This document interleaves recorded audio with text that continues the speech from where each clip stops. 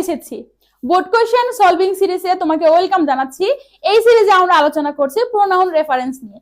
তো আজকের ভিডিওতে আমরা সলভ করব ঢাকা বোর্ড 2016-তে যে প্রোনাউন রেফারেন্সটি এসেছিল, আমরা সেই জিনিসটা সলভ করার চেষ্টা করব।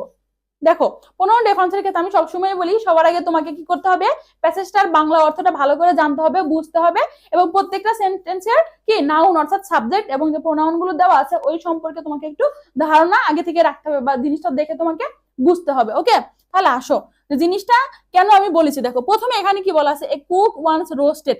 এখন আমার মনে হয় যারা এইচএসসি লেভেলে আসো এই জিনিসটুকু দেখে বুঝে ফেলা উচিত যে এটা আসলে কোন গল্পটা বা কোন প্যাসেজটা এখানে চলে আসছে। ওই যে একটা বাবুর্চি আরেকটা কি তার যে একটা মালিক ছিল তাকে কি করেছিল, ঠ্যাং ছাড়া একটা হাঁস রোস্ট করে খাওয়াইছিল। এটা আমার মনে হয় তোমরা এটা দেখে কি ধরে ফেলতে পারবে। তাহলে দেখো এখানে দুইজন লোকের কথা বলা আছে। দেখো আমি তোমার যদি প্রথমে একটু দেখাই, এ কুক, এখানে এ কুক দ্বারা রান্না করা বোঝাচ্ছে না, এ কুক দ্বারা হচ্ছে একজন বাবুর্চিকে বোঝাচ্ছে। তাহলে এই গল্পে দুইটা লোক আছে, একটা কে, একটা হচ্ছে এ কুক, হ্যাঁ মানে হচ্ছে একজন বাবুর্চি, আর আছে হচ্ছে মাস্টার, মানে হচ্ছে এই বাবুর্চির যে হচ্ছে কি, বাবুর্চির হচ্ছে যিনি মালিক ওনাকে এখানে মাস্টার বলা হয়েছে। ওকে, তাহলে এখানে এই দুইটা কি আছে, দুইটা ব্যক্তি আছে। এখন এই দুইটার পরিবর্তে কিন্তু আমরা হি কে রিপ্লেস করতে পারি। ধরছি আমরা বাবুর্চিটাও ছেলে এবং মাস্টারটাও ছেলে আছে। ওকে, তাহলে এই দুইটা জিনিস আমরা আগেই প্রথমে বুঝে গেলাম। আসো দেখো কি বলছে, এ কুক ওয়ান্স রোস্টেড আ ডাক। ডাক মানে কি বলতো, একটা পাতি হাঁস, হ্যাঁ একটা হাঁস।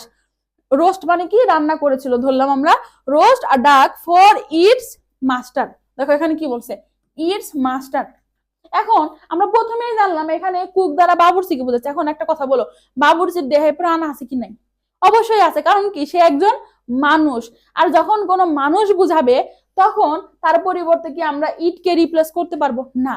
আমরা ইটকে রিপ্লেস করতে পারবো না। আমরা কি ব্যবহার করব, এখানে ধরো পুরুষবাচক বুঝাচ্ছে, তাহলে আমরা তার পরিবর্তে হি অথবা হিমকে আনবো। যেহেতু এখানে ইটস আছে তাহলে আমরা এখানে কি বলবো বলতো, এখানে আমরা হিজ লিখবো, হিজ মাস্টার। এ কুক ওয়ান্স রোস্টেড আ ডাক ফর হিজ মাস্টার।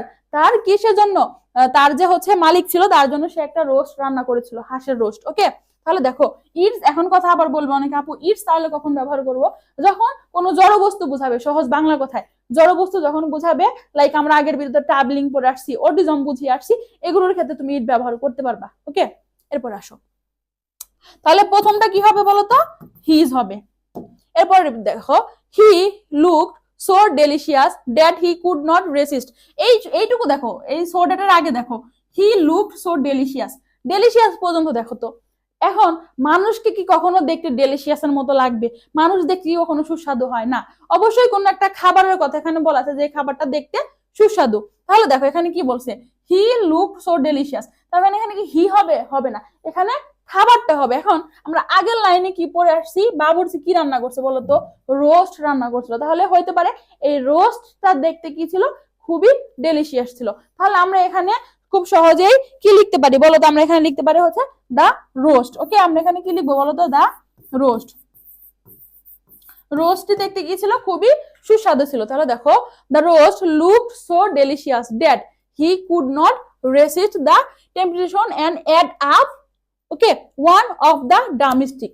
এটা দেখতে খুবই সুস্বাদু ছিল এবং সে কি করেছিল, একটা রান খেয়ে ফেলেছিল। এখন কথা হচ্ছে, সবার আগে দেখো একটু খেয়াল করো, বাবুর্চি সবার আগে কি হাঁসটা রান্না করছে তার মালিকের জন্য। এরপরে এটা দেখতে এখনো কিন্তু জিনিসটা মালিকের কাছে পৌঁছায় নাই, রান্না করার সময় তার কাছে ডেলিশিয়াস লাগছে এবং সে একটা ড্রামস্টিক খেয়ে ফেলেছে। তাহলে এখনো কিন্তু মালিক পর্যন্ত পৌঁছায় নাই, এখানে হি আছে। তাহলে আমরা এই হির পরিবর্তে এখানে প্রথমে আমরা কি লিখতে পারি, দা কুক লিখতে পারি। ওকে, দা কুক লিখতে পারি, বাবুর্চি এটা খেয়ে ফেলেছিল।